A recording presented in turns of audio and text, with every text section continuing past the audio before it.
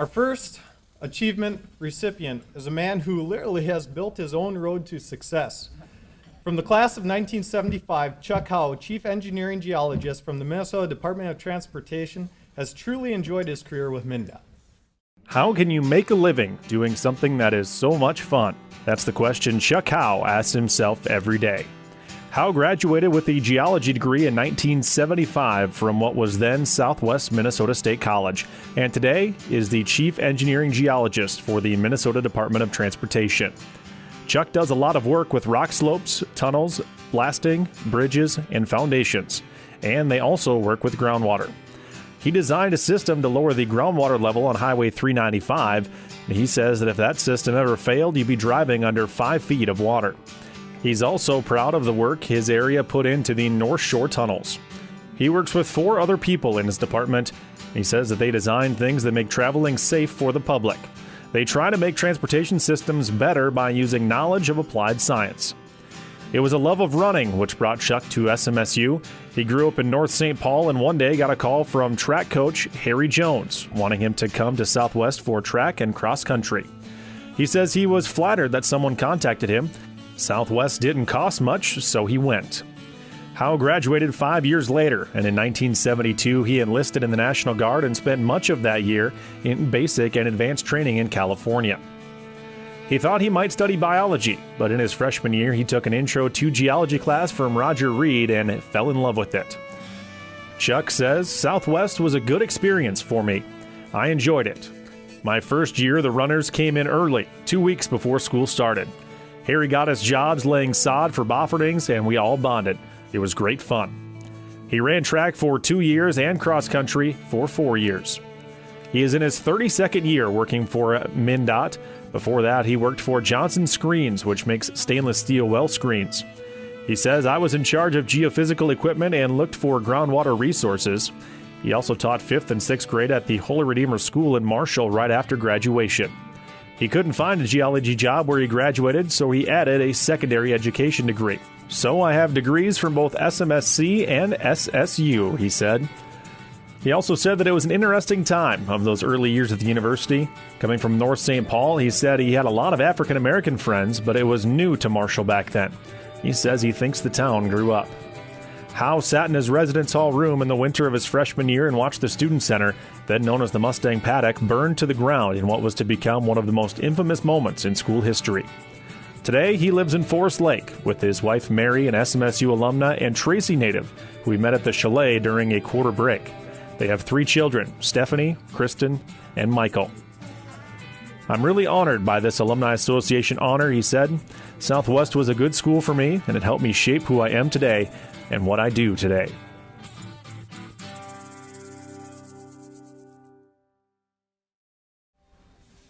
Please help me welcome to the stage, in 1975, SMSU alum, Chief Engineering Geologist for Minnesota Department of Transportation, Mr. Chuck Howe.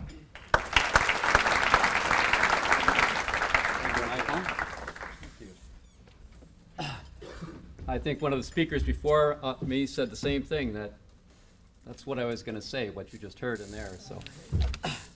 So you'll have to hear it twice, I guess. Or either that, or we can go with the Dr. Wood took up all of my time and I think I'm done.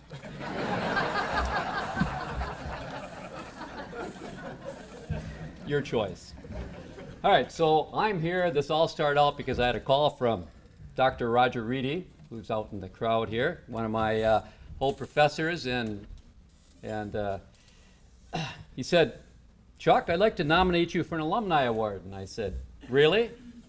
Am I the last living geology graduate?" I mean, I graduated 30 years ago, or 40 or something.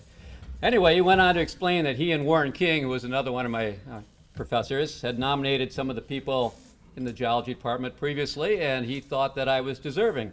So he asked me to send him a resume, and I had just got done preparing my resume because I was looking at getting a promotion at the state. So I said, "Sure, I'll send it to you." And thought nothing of it. Well, this summer then I got a call from Michael Vandrell, and he said, "Would you like to come down and accept an award from the alumni during homecoming?" And I said,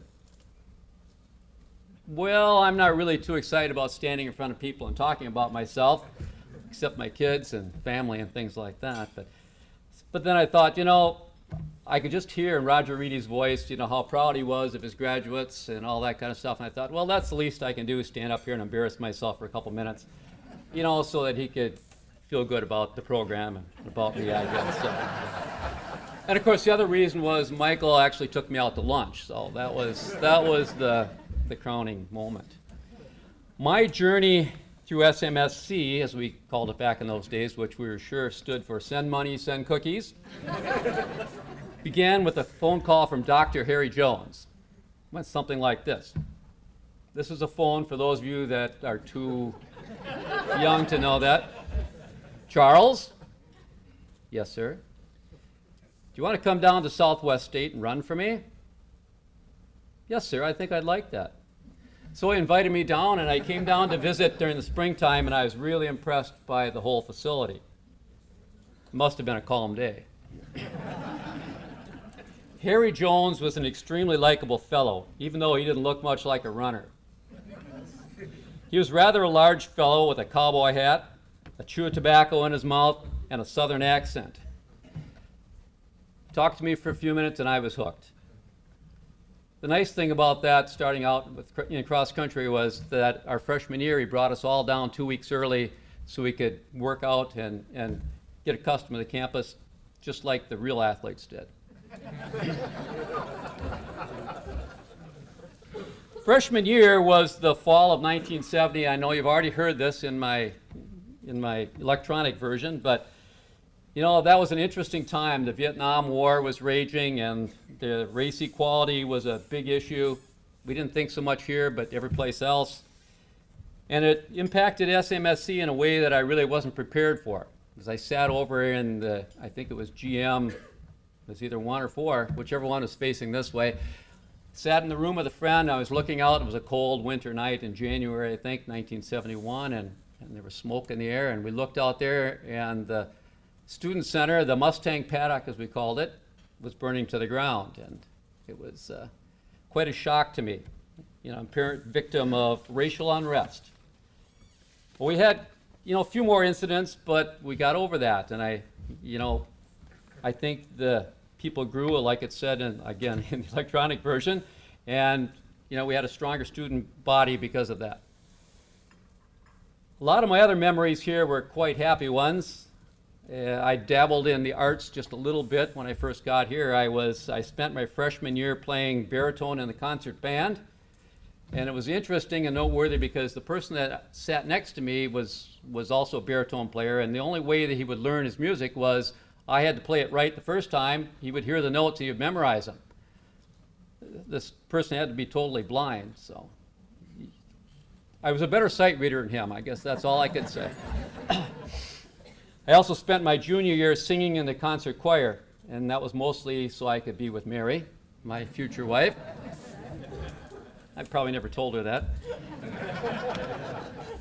Speaking of Mary, and you've all heard this story now, I met my wife in the chalet while we were celebrating the end of finals week during my junior year, and we won't go into more details than that, except maybe over at the... We won't go into more details than that. For me, it was love at first sight, but I think it took her a little longer than that to get used to the idea. A shout out from Lee French, one of my old running buddies here. He knows me. Mary was in education classes and I was in geology, and so we didn't have a lot of classes together, but we still managed to do things together. A lot of activities and things we participated in together.